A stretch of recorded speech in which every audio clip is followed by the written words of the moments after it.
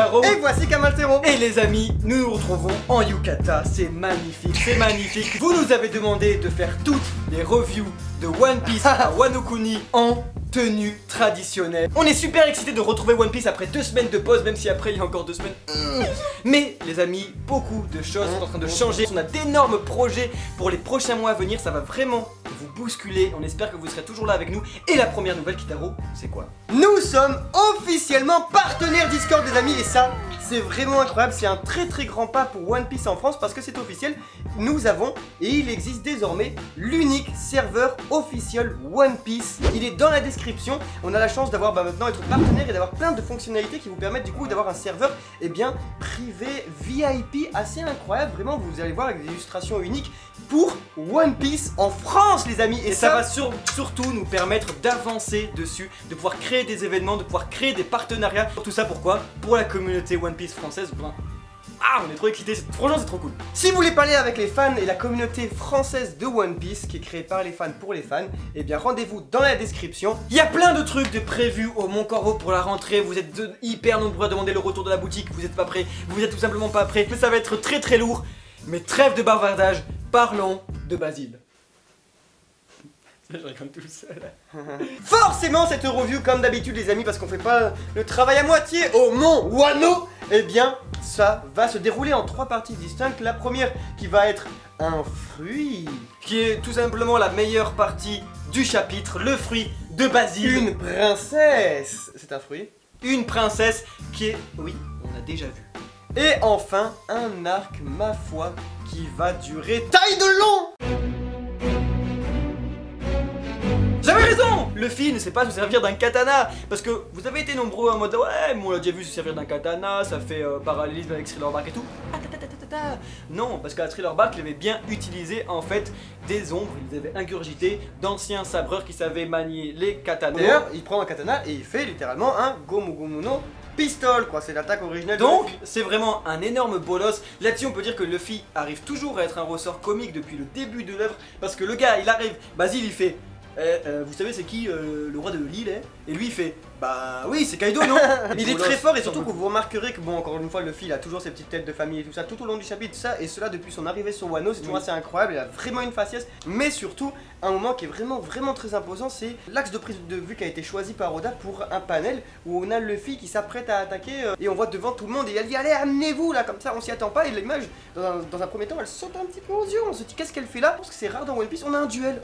C'est hyper intéressant parce que c'est la deuxième fois qu'Oda nous fait ça, début d'arc. Cracker Luffy, ici Luffy Supernova, voilà on a un combat dès le début d'un arc, on a un combat intéressant, un combat qui est assez attendu. Oui. On va parler du fruit du démon de Basile qui est quand même hyper intéressant et qui sincèrement, sans aucune ironie, sarcasme quoi, je le trouve hyper stylé. Il est hyper stylé parce que bon ici le fruit du quoi? De la paille, le Wala Wala no Mi.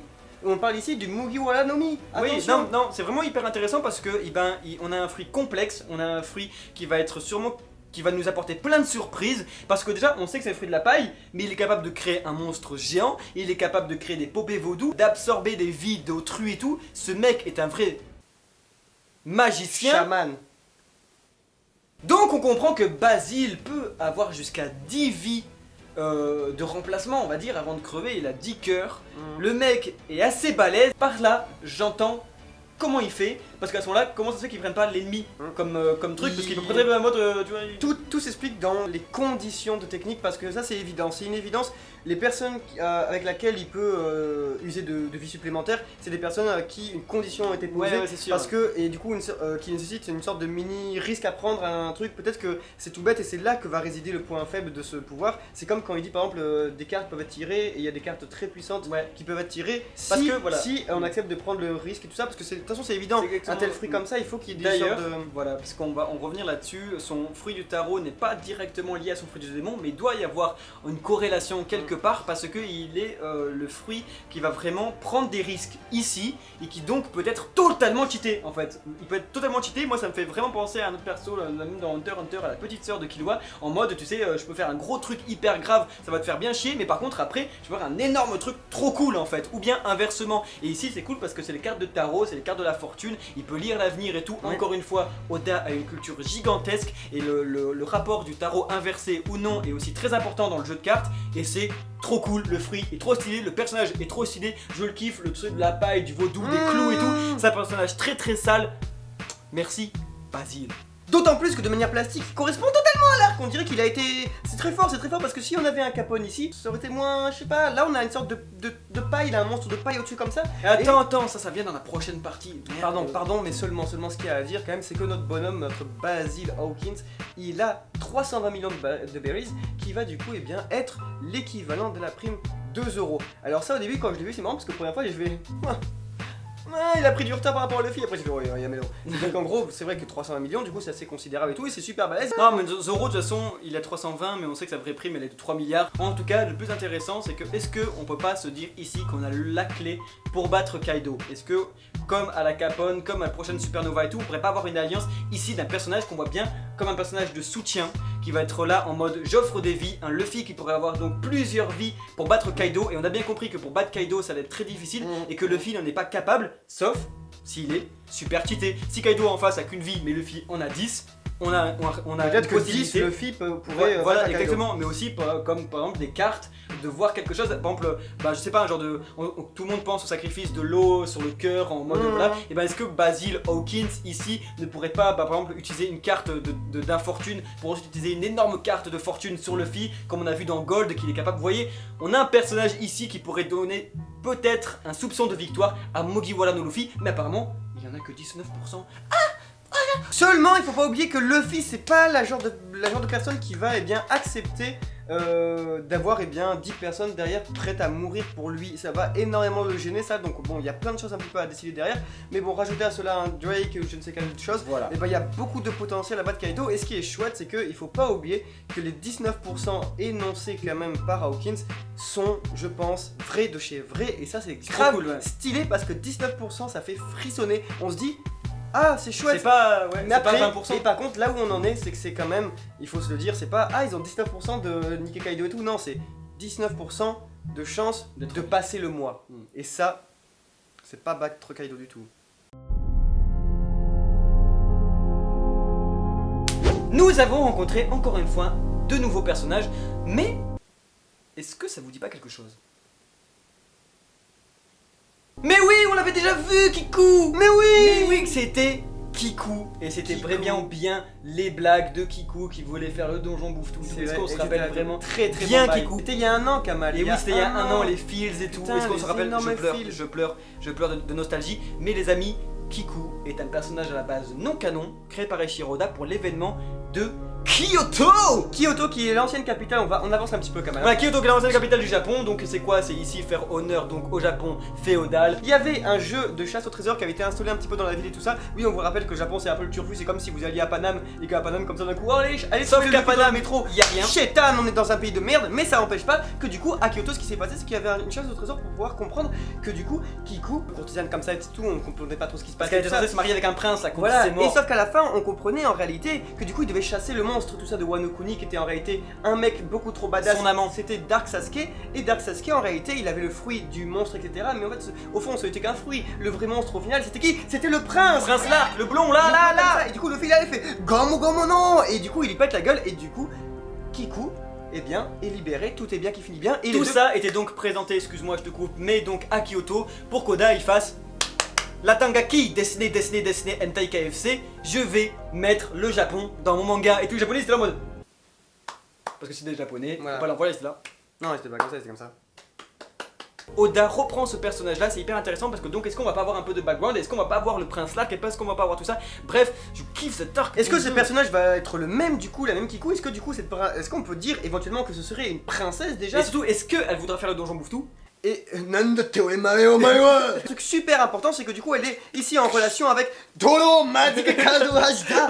Surtout la question qui du coup ici est importante, est-ce que je transpire pas sous mon kata? Mais d'autant plus important, est-ce que le sumo qu'on voit ici, qui du coup je vous le rappelle provient directement de la capitale du coup de Wano Kuni, et je vous le rappelle c'est du coup le fief qui est du coup sous le shogunat, qui est du coup sous Kaido, qui est prospère. Kaido forcément en tant que tyran a décidé du coup de recentrer toutes les forces et du coup vous travaillez pour moi, etc. Là vous comprenez les bails et tout autour il y a tout qui est détruit. D'ailleurs on note que quand même, eh bien il y a la référence sans doute au petit truc de Nagasaki super connu, titre trop chouette, ou si c'est né de L'arc. et voilà, bon, vous reconnaîtrez, c'est l'arc du coup qui a résisté, et ça a été déjà dans le chapitre précédent, mais ça y est encore, c'est dans ce chapitre-là quand même. Du coup, forcément là, ça devient assez obvious. J'en étais comme ça, j'étais dans mon transat, je me disais là quand même c'est obvious. Et du coup, ce qui est sûr et certain, c'est que maintenant on est dans quelque chose qui, eh bien, va avoir des émissaires de mort qui vont aller un petit peu partout, qui vont être détestables. On le voit que ce sumo, ça va être un Franky ou un Chopper qui va le faire. Ah, on le Et voit. surtout, c'est hyper intéressant parce que cet arc a l'air d'être hyper RP. Et moi, je kiffe ça de fou. Luffy, les Nakama, les Mugiwara vont dans un village, ils ont des quêtes secondaires, ils les résout. Ils sont comme ça. Oh, tiens, une princesse. Oh, une meuf, on va le tuer. C'est Oh, cool. Et attends, tout mais ça. c'est quoi ça? Me serait pas une meuf qui sort de la queue d'un chien? Mais de fuck. Putain, bon, ça c'était hyper chelou. Mais en gros, c'est tout ça pour dire que c'est des quêtes secondaires qui vont amener à une quête principale, on va dire, pour ensuite mener tout ça à Kaido. Parce que l'arc a l'air tellement grand, tellement de. C'est tellement plein de trucs. On voit pas déjà comment atteindre Kaido. Merci, c'est riche en informations. Et donc, comment on atteint Kaido? Comment on fait tout ça? Comment on rejoint tous les autres Mugiwara et tout? Oni. Tout ça pour dire que ça a l'air vachement cool et qu'encore une fois, on a l'impression d'être dans du One Piece tellement l'arc va être immense. Moi, One je le Piece sens. c'est pas un manga, c'est vraiment un monde, vous ouvrez votre porte, il est toujours là parce que là on est dans une construction spatiale putain d'importante. On a toujours tous les villages, ils sont tous détruits, il y a vraiment une volonté de présenter quelque chose qui va être détruit mais de manière différente. On avait vraiment le village paumé dans les bois détruits, maintenant on a un petit peu le village paumé dans les roches détruites, un petit peu comme ça. Et toujours, c'est cool, c'est la première vision, moi elle me fait toujours autant triquer du diable, c'est que du coup on avait toujours la première vision qu'on avait, c'était vraiment celle des pétales de rose et tout, et des vieux samouraïs dégueulasses là comme ça. Et du coup moi je serais curieux de revoir le chapitre un peu pour voir les habitants, qui sont ces gens du coup, Et pourquoi ils peuvent vivre là-dedans. Surtout que là-dessus, niveau habitant, on va parler de la plastique un peu maintenant de Otsuru qui sort bon de la queue d'un chien, ça c'est vraiment du. Je comprends. Ouais. Kinemon. Mais là-dessus, en gros, c'est très intéressant parce qu'elle est inspirée, vous savez, des vieilles peintures qui étaient traditionnelles japonaises, qui étaient censées à la base représenter les geishas. Vous savez, c'est des visages très élargis, très pour on va dire caricaturés, et très féminins. Et Oda, il met ça dans son manga. Quand on lit le chapitre, on a je sais pas combien de notes pour nous dire qu'en fait, bah ça c'est ça. Ça en fait, c'est une référence à ça. Oda, il fait vraiment du fan service pour les Japs. C'est très intéressant, c'est très difficile pour un lecteur, on va dire ici Européen, occidental, mais c'est quand même hyper cool parce que ça montre à quel point Oda est un homme de culture et que voilà, il nous balance ci, il nous balance ça. Juste avant c'était du Okuzai et tout. nous sommes ici dans ce que fait de mieux One Piece, dans une construction spatiale temporelle de monde géographique intense as fuck. Parce que là les amis, Oda il s'est dit, il le sait très bien, je pense que Wano Kuni sera le dernier arc véritable de construction du manga, et pour ça, ça va durer longtemps. On est dans quelque chose qui va apporter un contraste conséquent avec un arc précédent qui n'a donné que le nom, parce qu'on avait quand même la rêverie avec des personnages que tout le monde connaissait et qui revenaient, du coup c'était ultra rafraîchissant, tandis que là on a des personnages on a une petite adolescente, on a une petite fille et tout ça, plein de personnages qu'on ne connaît absolument pas et qui va devoir faire au lecteur un travail d'empathie encore conséquent. Et ça c'est du One Piece, on est là, on se dit bon on les aime. Ça est extrêmement facilité par le talent incontestable du maître qui du coup nous invite vraiment dans ses dessins. Surtout à se mettre en empathie avec les personnages secondaires. On sait très bien forcément Nick c'est mort, dans 2 mois on les Je veux dire, on a vu quand même, ceux-là ils sont beaux. Forcément à côté, il faut pas négliger quand même qu'on a quand même un Zoro qui du coup tranche Basile à double reprise. Il est plus qu'impeccable. Pour de vrai, c'est pas qu'il est impeccable, mais c'est que pour de vrai, je lui fais... Voilà, parce que forcément c'est un peu difficile en 1 mois. On n'aura eu seulement que 2 chapitres parce qu'il y a eu 2 pauses avant, 2 pauses après. Il faut savoir que c'est pas Eiichiro Oda qui est en pause, mais c'est bien le Jump cette fois. Mais c'est trop cool parce que ça permet au maître de se reposer un peu. Et après des chapitres comme ça, même si c'est le début, mais voilà, on comprend en fait que ça va être un peu difficile, que les lecteurs ici vont abandonner. Vous savez, il y a toujours des cycles d'abandon dans One Piece parce que nous on sait très bien, on en parle parce qu'on a connu ça. Et d'ailleurs, n'hésitez pas à dire si vous en commentaire vous avez connu ça. Le fait, c'est pas grave, je reprends dans quelques mois. C'est normal parce que c'est rien de dire je reprends dans quelques mois sur 21 ans. Là-dessus, on a quoi? 2 semaines pour attendre de voir Beppo à la fin avec en kimono, pour ensuite peut-être attendre 2 semaines pour ensuite voir l'eau en kimono. C'est très intéressant, mais ça n'empêche pas que ça reste très long. C'est pas négatif, c'est juste long. Et si pour le moment c'est long mais bon, il y a rien de mieux, c'est One Piece, ça a toujours été le cas, donc c'est vraiment incroyable. Cependant, du coup, maintenant, il reste à savoir que les intrigues se mettent en place, parce que c'est le cas. On a un Zoro qui, du coup, est intrigué par le sabre de Luffy. On a quand même un Beppo et ses camarades qui montrent qu'ils sont là depuis un petit moment. Des quêtes secondaires. C'est comme ça, il va falloir y aller. On a un Luffy qui est remarquable, il fallait en reparler, ben le voilà quand même. Un Luffy qui envoie un magnifique sourire pour dire ah bah c'est comme ça, avec son côté ingénu, qui comprend que du coup ben il y a des quêtes à faire et que ben pour aller chez Kaido, il va falloir ouvrir la porte du boss, etc. etc. Ce fait de savoir que ça va être super long mais que le bouquet final risque d'être énorme. Dans tous les cas, les amis, on sera là pour partager tout cet arc avec vous. On fait la promesse ici de suivre cet arc avec vous entièrement. En du début Yukata. à la fin. On sera là. Et entre chaque chapitre, Kamaltero, n'hésitez surtout pas, parce que c'est quand même vraiment la petite fierté du moment, et ça va le rester de manière permanente, à nous rendre visite sur le Discord One Piece français officiel du Mont Corvo, du coup qui se trouve dans la description. C'est vraiment quand même un super plaisir de pouvoir vous offrir quand même un serveur, un forum VIP pour pouvoir exprimer notre passion de One Piece, celle de la communauté, celle des fans. Vous êtes les bienvenus. Le lien il est juste là. On vous attend nombreux sur notre Discord parce que beaucoup d'événements vont être révélés sur notre Discord en avant-première et surtout concernant tous les projets qui sont à venir sur le Mont Corvo et pour One Piece en France. Merci à tous de continuer à nous suivre. Ça risque d'être fou dans les prochains mois. On espère être à la hauteur. On espère que vous serez toujours avec nous parce que ça vous concerne directement. Merci à tous de continuer à nous suivre. C'était Kitaro Suke et c'était Okamaltero. Os